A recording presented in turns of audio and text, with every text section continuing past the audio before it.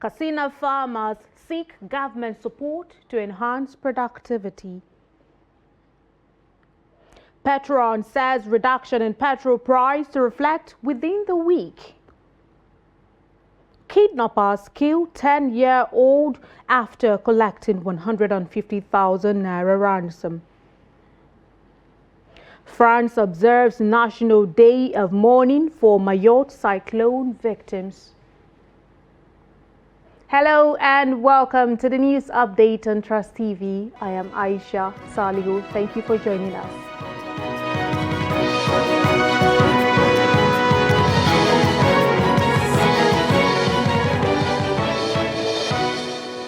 The news in detail. Farmers across Katsina State are jubilating as Governor Diko Radda is set to distribute farm inputs and other incentives for the 2024 irrigation farming, saying the measure is one of the best introduced by government to better the lives of the people. It is against this backdrop some farmers in Keita local government area are calling for equity and fairness in the exercise. The farmers who planted crops such as tomatoes, salad, watermelon, pepper, onions, sweet and Irish potatoes are asking the government to provide more solar-powered boreholes equipment and fertilizers to boost their productivity. Abdullahi Yamadi completes the report. The over 2,000 irrigation farmers here are currently struggling to water their crops with few electricity power generators, which are expensive and non-economical, hailing the initiative of the Radda administration for acquiring solar-powered water supply equipment. As the pilot scheme had succeeded in 2023, the irrigation farmers in Keita are now appealing for its expansion to include more beneficiaries, calling on the government to capture at least 1,200 farmers from the initial 600 farmers in each local government last year. Thousands of farmers from across the 34 local government areas of Katsina State were organized in clusters in 2023 and benefited from the new agricultural initiative of Diko Radda's administration, a measure that transformed lives of many residents. This initiative is also expected to bridge the crops gap created by insecurity, especially in the frontline local governments, thereby making lives meaningful to not only the farmers, but the generality of the people. This has further restored the confidence of Katsina residents, especially in the insecurity-bedeviled communities, thereby encouraging food security and job opportunities. In view of that, the Keita irrigation farmers are appealing to the government to deploy more strategies in expanding the scheme to reach more farmers and simplify it for more productivity. Irrigation farmers everywhere in Katsina State are happy with this development, and the support is coming at a time when it is most needed. Look, farm inputs such as fertilizers, herbicides, solar-powered boreholes, pesticides, and seeds are very expensive in the market, forcing many out of the business now. We'll be glad if we get the government's incentives.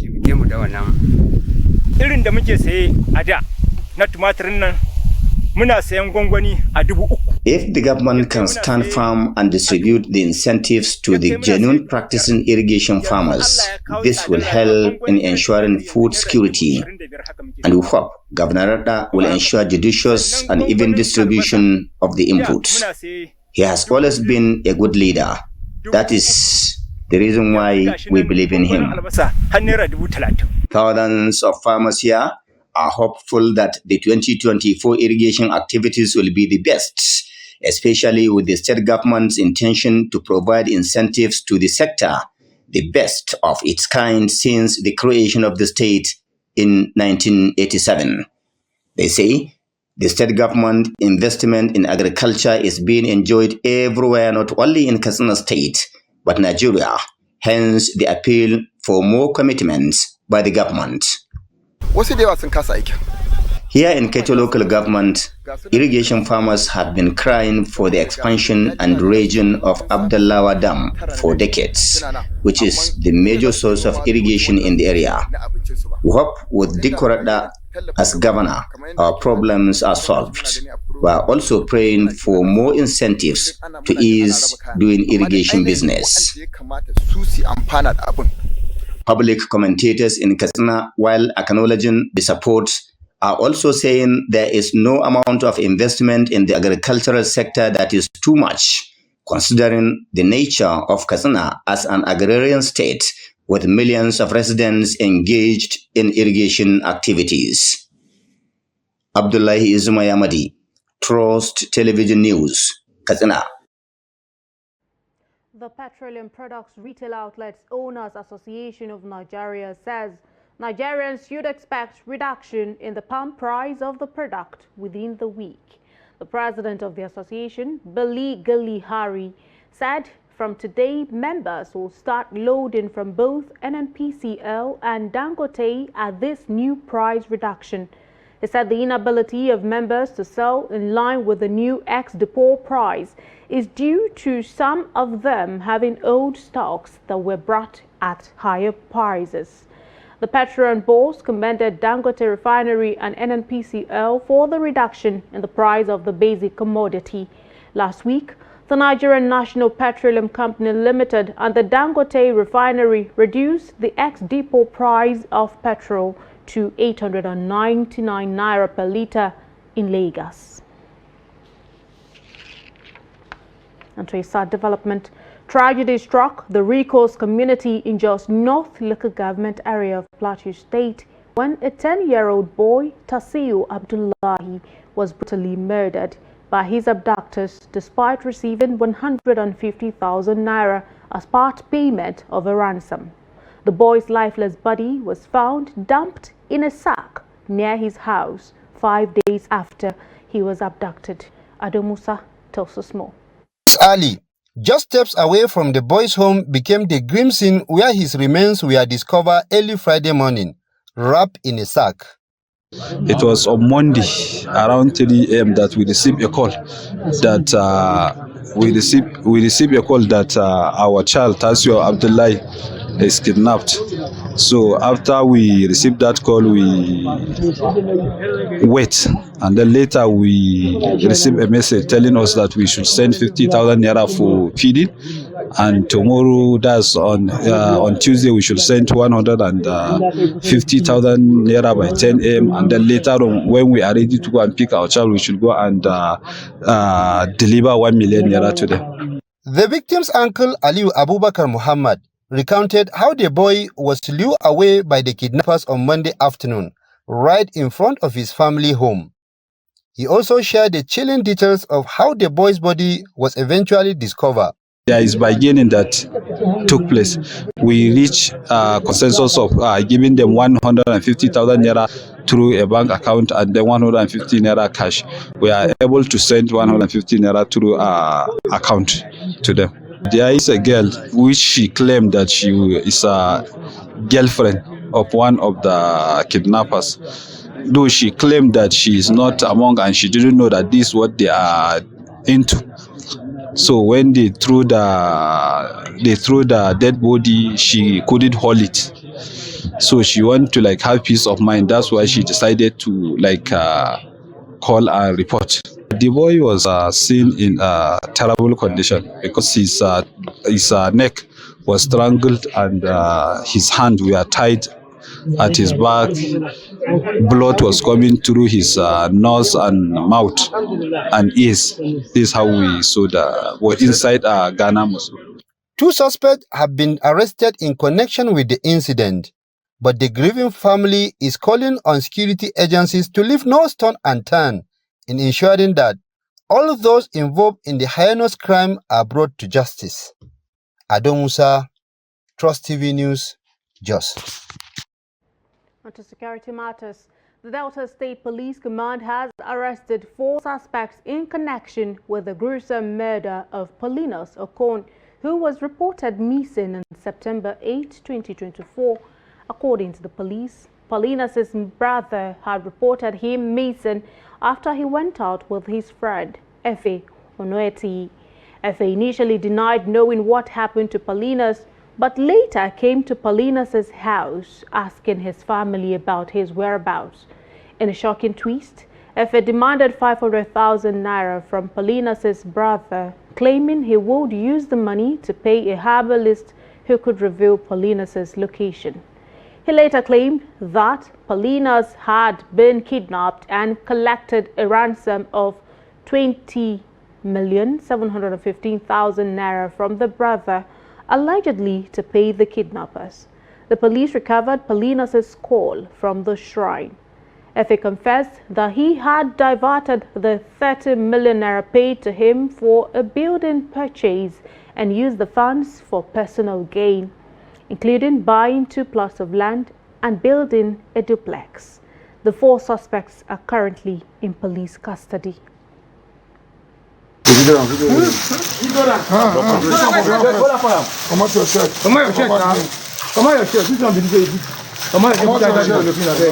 Now the head with this.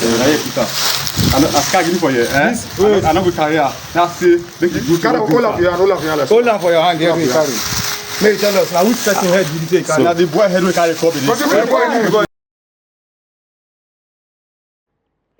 The Minister of State for Defense, Bello Mohammed Matawale, has declared that there is no presence of Lakurawa militants in the Northwest Zone. Addressing newsmen at his Gusau residence on Sunday, the former governor of Zamfara State said that military troops have neutralized terrorist gangs, destroyed their camps, and recovered arms and ammunition from them. Speaking further, he said that these criminals are not Nigerians, but disgruntled elements who came to Nigeria from Burkina Faso and Mali to cause havoc. The minister urged Nigerians to disregard the false information being spread by those he described as enemies of peace and progress. The Lagos State Environmental Sanitation Corps, also known as KAI, has carried out an information operation to dislodge street traders and miscreants under the Oba Akram Bridge in Ikeja and the Faloma Underbridge. This was announced by the State Commissioner for Environment and Water Resources, Tokumbo Wahab, on X on Monday.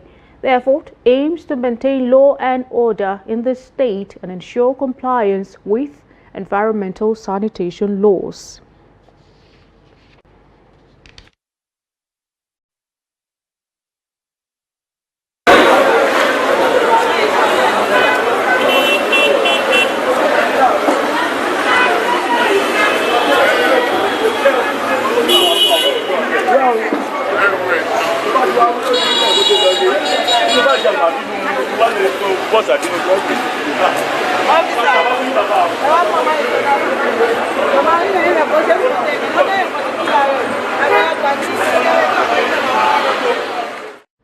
In health matters, the Nigeria Center for Disease Control and Prevention has raised concerns over what it described as increasing number of Lassa fever cases and fatalities. The NCDC Director General, Jide Idris, made this disclosure on Monday in Abuja, saying that 1,154 confirmed cases and 190 deaths were recorded so far this year, representing a case fatality rate of over 13%. Idris said 9,492 suspected cases have been documented across the country, with 6 states such as Ondo, Edo, Bauchi, Taraba, Benue, and Ebonyi accounting for 89% of confirmed infections. He further stated that the last 4 weeks saw a sharp rise in cases, signaling the severity of the outbreak. He noted that the trend underscores the urgent need for targeted interventions in high-burden states and communities. He called on citizens to adopt preventive practices and report suspected cases to health authorities immediately. And to a sad development, no fewer than 8 persons have died, with 2 others injured in a road traffic crash that occurred along the Bende-Ohafia Road in Abia State. A statement by the sector commander of the Federal Road Safety Corps in the state, Ngozi Ezeoma, on Monday in Umuahia, said that the crash occurred on Sunday along the Umori River axis of the road in Ohafia local government area of the state. Ezeoma stated the crash involved a trailer carrying chippings which hit and fell on a Sharon Volkswagen vehicle with 10 persons on board. According to her, preliminary investigation revealed that the crash was caused by dangerous driving and excessive speeding. People are still inside. See us still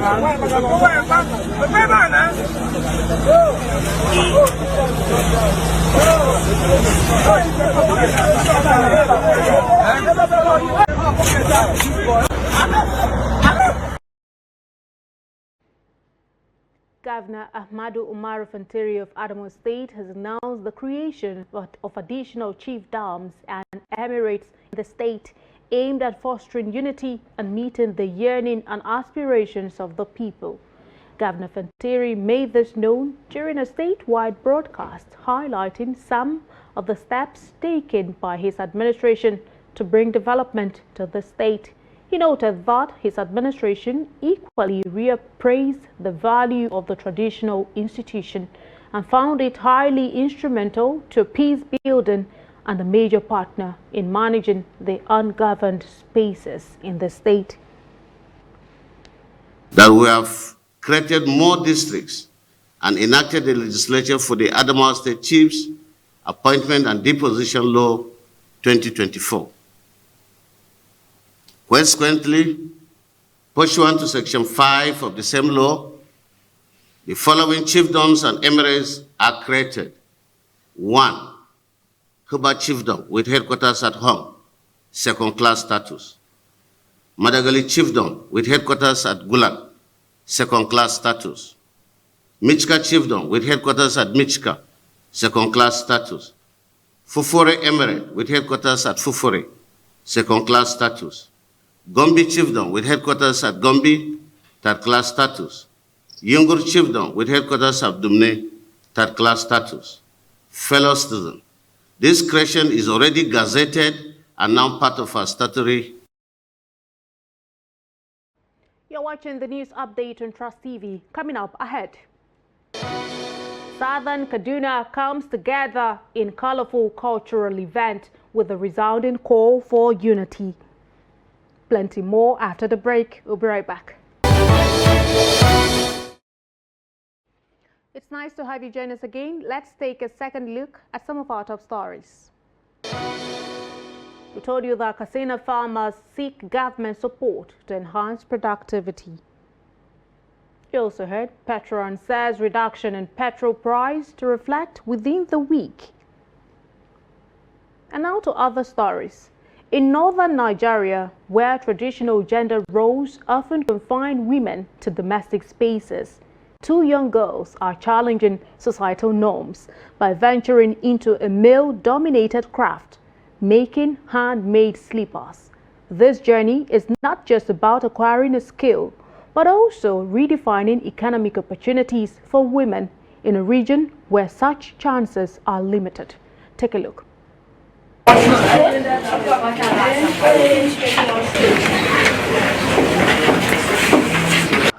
What started as a modest training program has evolved into a beacon of empowerment and self-reliance. For these young girls, the craft of handmade shoemaking is more than just a livelihood. It's a statement of resilience and ambition. Ni'ima Mohammed Tukur and Habiba Ahmad Suleiman, determined young girls from Kaduna, have embraced this skill to achieve financial independence and challenge stereotypes. Ni'ima shared how her passion for the craft kept her steadfast despite initial challenges. While her mother disapproved of her decision, she has since persevered through hard work and determination. most of the time, my friends used to tell me, Nima, can you do this work? This work is for men. Why won't you change business? You have other business. I go to school. It was my father that actually encouraged me. So that's why at times I used to make like surprise shoes for him. But Through shoemaking, Nima is now able to support herself and her family. For 18-year-old Habiba, her enthusiasm for the craft drove her to pursue it as a means of becoming self-reliant and supporting her parents. Before this, I thought only men could do this. Now, I feel proud to create something with my own hands. I hope to use this skill to support my family and maybe even start my own business someday. My family was doubtful at first, but now they are proud of me. I feel like I'm making a difference, and I want other girls to know they can too. Their trainer, Salim Haliru, acknowledged that shoemaking was traditionally viewed as a man's trade. However, seeing the girls' eagerness and potentials, he chose to train them despite opposition from others. We don't have any challenges training women compared to men because women are fast learners and they obey. When you are showing them things, they put their head to see they are able to get it, unlike the men. Salim highlighted the challenges faced in the trade, such as rising cost of tools and materials due to inflation. He appealed to the government for subsidies to ease the burdens and expressed frustration over unfulfilled promises from politicians who pledged support.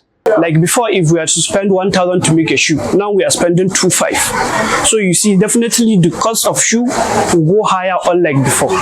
For Nima and Habiba, shoemaking is more than just a craft. It's a part to reshape their futures. In a society where gender roles often limit women, these young girls are forging new paths, one pair of slippers at a time. Aisha Haruna, reporting for Trust TV.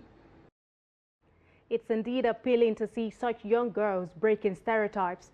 The second edition of the Southern Kaduna Festival has ended with colorful displays of cultural heritage and a message for socio-cultural unity among indigents.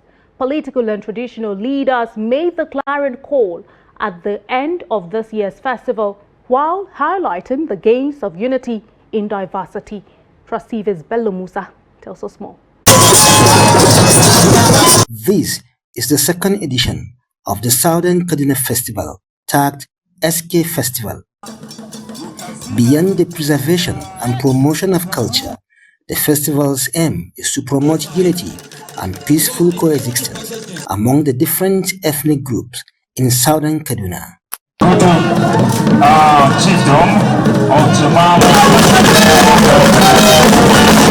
At the closing ceremony of the three-day event showcasing the rich cultural heritage of the region, people from different walks of life converged at the Kafanchan Township Stadium to witness the climax of the event.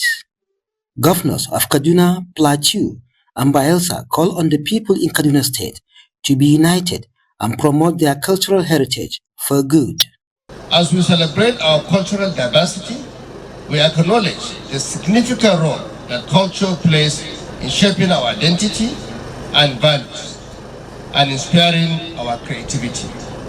Our cultural heritage is the foundation upon which we build our progress, and it is our responsibility to preserve it for future generations.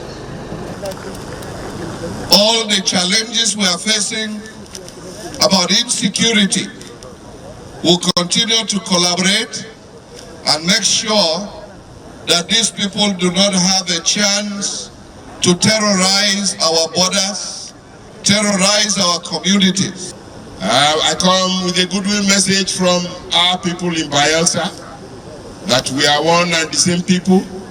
We are Nigerians, and we are very happy with the way you are uniting and celebrating your culture. And continue to celebrate yourselves. Continue to celebrate your culture. Your identity is very, very important. Do not lose your identity. Despite the cost of living affecting the people, they however said that the festival is a unifier that would heal the area from the past challenges. It's creating unity, truly. If things like this has been done, maybe all this crisis, maybe it couldn't have taken place, because they are bringing everybody together, they are recognizing the tribe, the religions, and all that. We are almost losing our culture, and now that this event is on, we are trying to promote the culture. We are here to welcome our visitors. I'm very excited. I'm happy to be here. At the end of the festival, new Southern Kaduna Queen emerged, and prizes were given to participants who won in different events in the second edition of Southern Kaduna Festival. From Kapanchan, in southern part of Kaduna State, Bello Musa, reporting for Trust TV News. We'll take it away from Nigeria now. French President Emmanuel Macron has announced the remembrance during his visit to the island last week, where he faced criticism from residents over the slow response to the crisis. Cyclone Chito, the worst storm to hit Mayotte in 90 days, made landfall on December 14 with winds up to 260 km per hour and 250 millimeters of rainfall in the first 24 hours. Entire communities were flattened, leaving survivors struggling without water, electricity, or communication more than a week later. At least 31 people are confirmed dead, but officials fear the death toll could rise into the hundreds or thousands, as thousands remain missing. Mayotte, already France's poorest territory, was particularly vulnerable, with many residents living in makeshift homes that were destroyed by the storm.